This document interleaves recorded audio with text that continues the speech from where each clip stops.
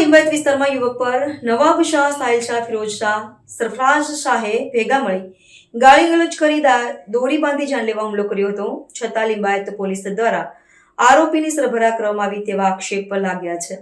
મળતી વિગતો મુજબ કુરબાન જમાલુદ્દીન અંસારી મીડિયા સમક્ષ જણાવ્યું હતું કે એક્ટિવા પર જઈ રહ્યા હતા તે દરમિયાન નવાબ શાહ, સાહિલ શાહ, ફિરોઝ શાહ, સરફરાઝ શાહે ભેગા મળી ગાળી ગલોચ કરી લોકોના ટોળા વચ્ચેથી ખેંચી જઈ રિક્ષામાં બેસાડી માર મારતા બેકરી પાસે લાવ્યા હતા અને ખૂબ જ મૂંઢમાર માર્યો હતો અને દોરીથી ગળું દબાવીને જીવલેણ હુમલો કર્યો હતો અને ત્યારબાદ જેમ તેમ કરી ત્યાંથી જીવ બચાવી ભાગી ગયા હતા. સામાવાળાએ જૂની અદાવત રાખીને ધાકધમકી આપી છે. જાનથી મારી નાખીશ અને તારા ટુકડે ટુકડા કરી નાખીશ અને પોલીસ સ્ટેશનમાં તારે જે કરવું હોય તે કર, મારું કોઈ બગાડી લેશે નહીં તેવી ધાકધમકી જમાવી હતી. આ અંગે લિંબાયત પોલીસ સ્ટેશનમાં ફરિયાદ નોંધાવી છે, પરંતુ લિંબાયત પોલીસે આ તમામ આરોપીઓને સરભરા કરીને આરોપી પ્રત્યે કૂણું વલણ દાખવી રહ્યા છે. ત્યારે હવે પોલીસ કમિશનરને અરજી કરી ન્યાયની માંગ કરી છે કે ફરિયાદ લખાવી તે મુજબ FRI કરી તમામ આરોપીઓ સામે કડક કાયદેસરની કાર્યવાહી કરવામાં આવે તેવી માંગ કરી છે. मेरा नाम मोहम्मद फुरकान जमालुद्दीन अंसारी. मेरे को आरोपी ने किडनैप करा.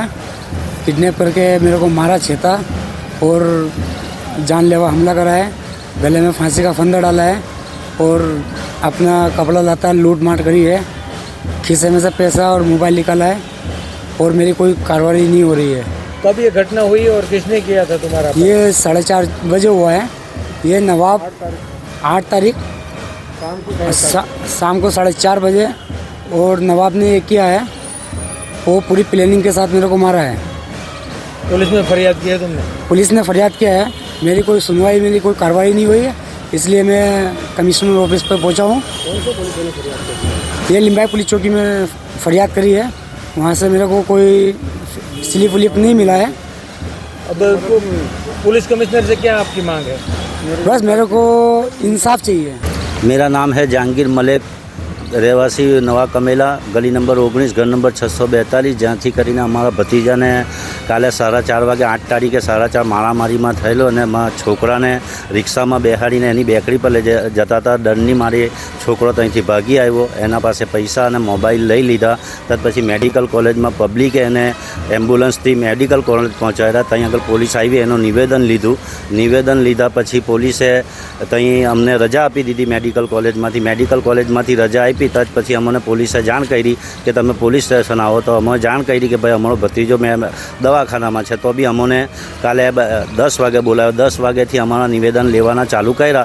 તો ચાલુ દરમિયાન એ લોકોએ 5 વાગે અમારા નિવેદન લઈ રહ્યા.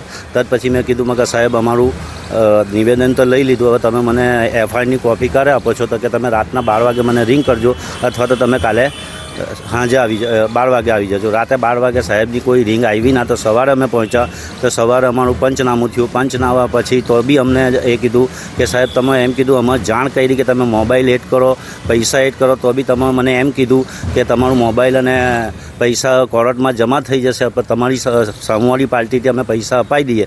કંઈ વાંધો નહીં, તમે મને FIRની કોપી આપો. FIRની કોપી સવારે પંચનામા થતાં બી અમને FIR કોપી ના મળતા અમારી સામે આરોપીઓને પોતાની ઓફિસમાં બેહાડીને ખિદમત કરતા તે અમે જાતે જોઈને એમના કેમેરાની ઓફિસની અંદર આ રેકોર્ડ માલુમ પડશે. એના રેકોર્ડમાં જ છે એમની જ ઓફિસમાં કે આરોપીઓને બેહાડીને ખુશામત થાય છે.